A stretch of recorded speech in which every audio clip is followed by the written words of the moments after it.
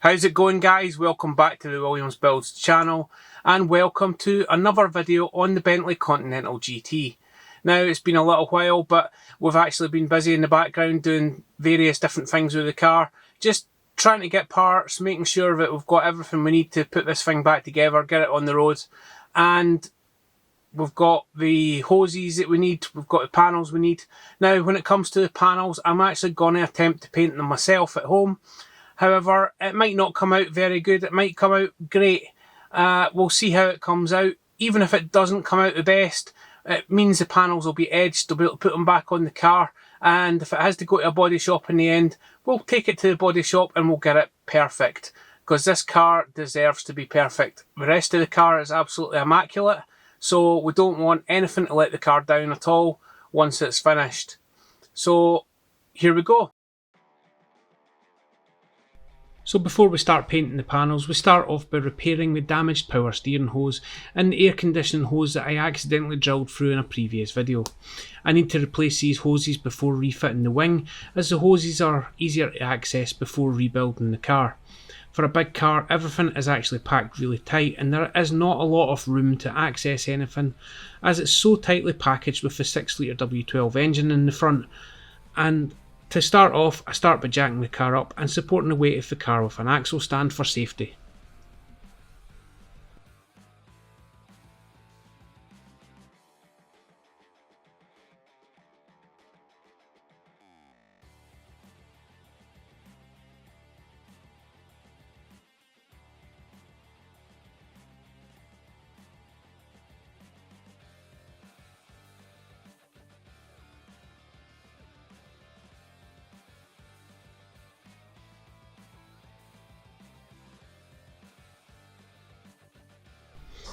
After that, I can start to remove the damaged hoses, and this is where the trouble starts, as no matter how much I try, I just can't loosen the connection by hand on the front of the hose. So in the end, I end up cutting the damaged section of the hose right at the connection and end up using the impact gun to wind off the connection.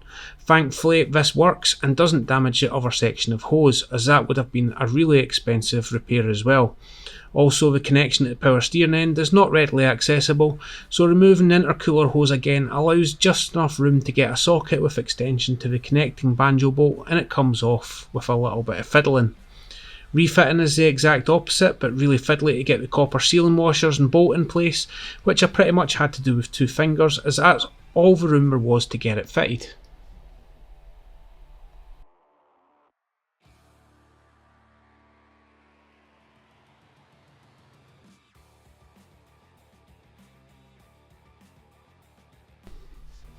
Now, I'm actually finding problems buying parts for this car, and buying this hose from the UK was going to be over £700 for a new hose, so I had to spend quite a considerable amount of time searching for a solution, and I even considered getting a new hose custom made at a hydraulic place, but in the end I found one in Australia for around £150 delivered, so even though it was on the other side of the world, it was cheaper to have it shipped over and take a chance and get it. Thankfully, that hose arrived and it was in perfect condition. I think a learning point for me is to check the price of parts before buying a car, but thankfully I've been so lucky so far and managed to avoid the high premiums that Bentley parts have been commanding.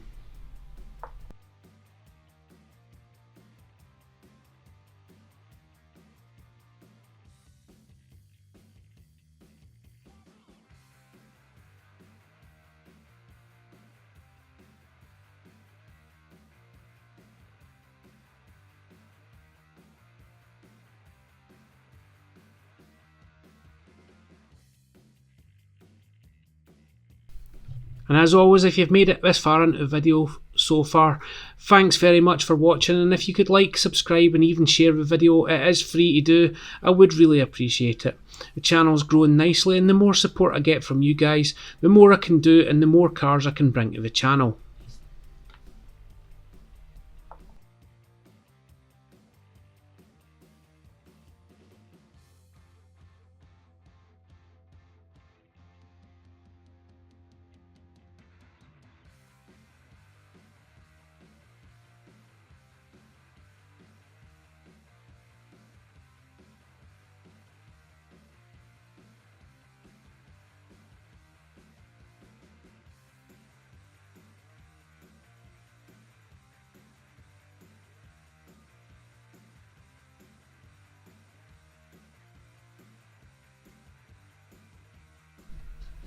Once I got the hose changed, I then refilled the power steering system and bled it through with the engine running by turning the steering back and forward and many times to ensure that all the air got out of the system, and thankfully there was no more leaks.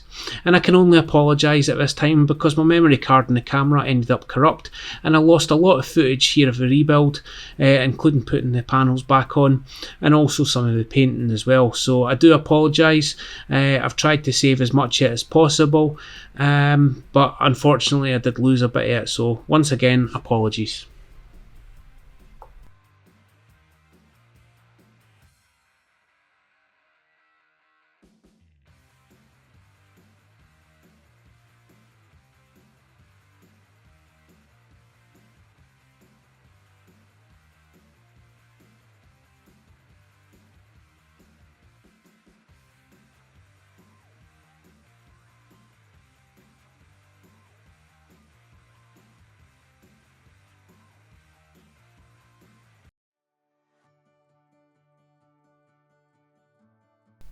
Once that was done, I moved on to changing the air conditioning hose that I accidentally damaged, and that was just about as awkward, and the hose really only fed through one way. Thankfully the headlight wasn't fitted at the time, as if that was fitted it would have been impossible and I would have had to have removed it again.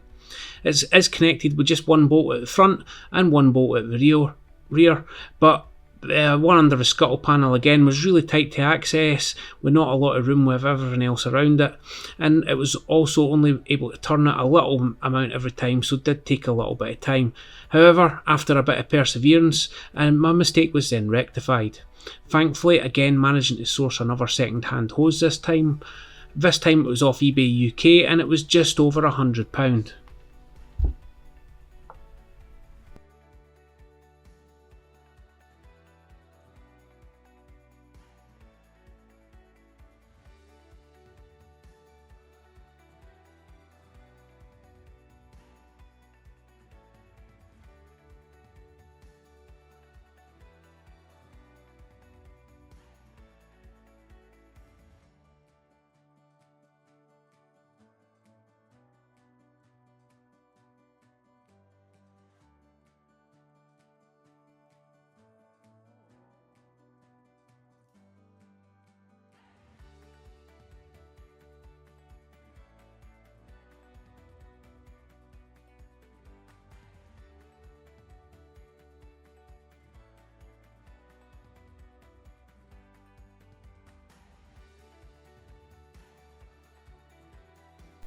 After the mechanical repairs were complete, and thankfully a break in the weather, I moved on to preparing and painting the panels. I wet sanded the panels using 800 grit paper, and thankfully there was no repairs to be carried out. Once that was done, I cleaned the panels with panel wipe and a tack cloth and moved on to using high build primer before flattening off again ready for paint. The paint itself was then given 3 coats of Bentley Silver Lake, and that was followed up with 3 coats of lacquer. I really can't wait till I get my garage built because I'll be able to do stuff like this inside, and I will actually have an area set aside that I can actually do painting properly as well. Now, when it comes to paint, I did end up trying 3 different paints from 3 different manufacturers, and even sent a sample of the old wing away to be matched with a spectrometer, and that still didn't come up with a decent match. Every time it was too blue, so I can only assume that the car has naturally faded over the years, so I've actually now booked it into an insurance approved body shop that matches and mixes the paint on site to have it done professionally. It's actually quite a shame really, as the paint came out really good in the end, even though I was just doing it in the garden, which again is not ideal, but if the colour match had been better then it would have worked out really well and I might only have had to add the panels blended in.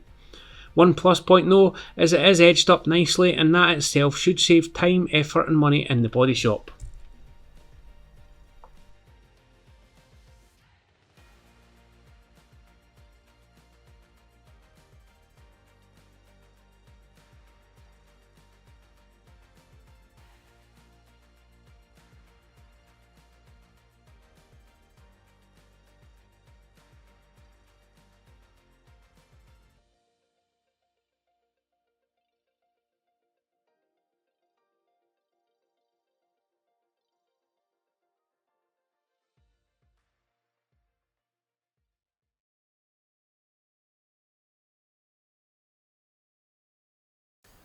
So that's the Bentley all back in one piece.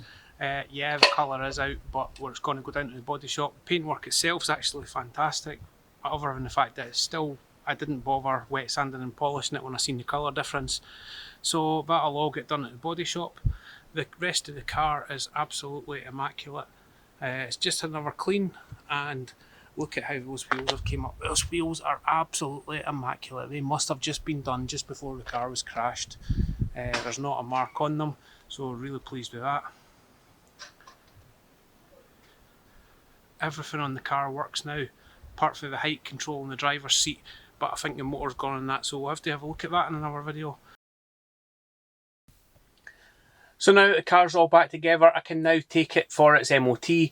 I'm actually going to do something that I don't normally do. I normally check the car over completely before we take it for its MOT. However, I'm actually just going to take it down to the MOT shop, and once it's back, we'll see where it fails on. If it fails on anything, we'll fix it, and we'll make it right. So we'll take it down to the MOT centre now and see what happens.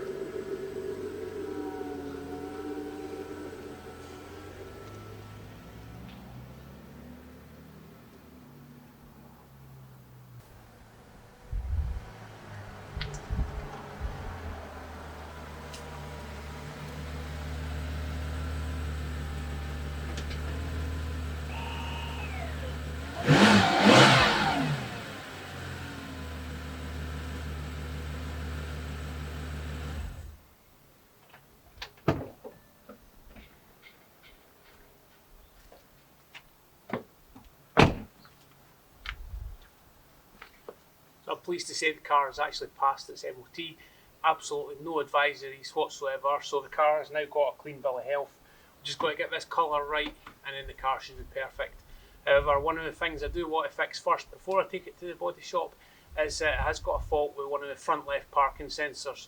So I'm going to change that out, and hopefully that'll sort that, and then there's absolutely nothing in the car that doesn't work. Everything should be perfect.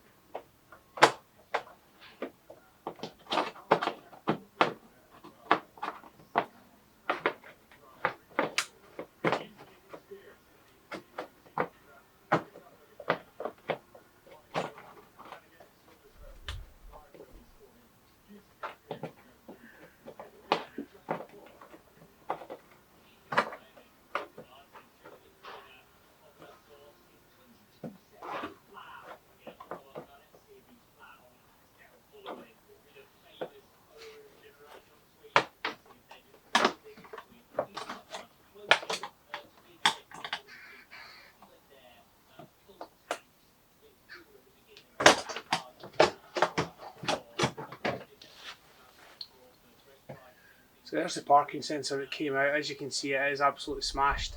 I decided to try and keep it, put it back in because it was the right colour, but obviously it's not working. Now, I did look on the internet for these. These are about £70 each. However, if you put in the part number, it actually comes up that it's a Skoda Octavia one, and I managed to get the exact same parking sensor for just £13. So it just shows that it is worth shopping about and making sure you get the right part. Check the part numbers, because obviously anything that's advertised as being off a Bentley is a lot more expensive. So we'll put this in just now, we'll see if it works. Yeah, it's still going to get painted, but we'll do that later.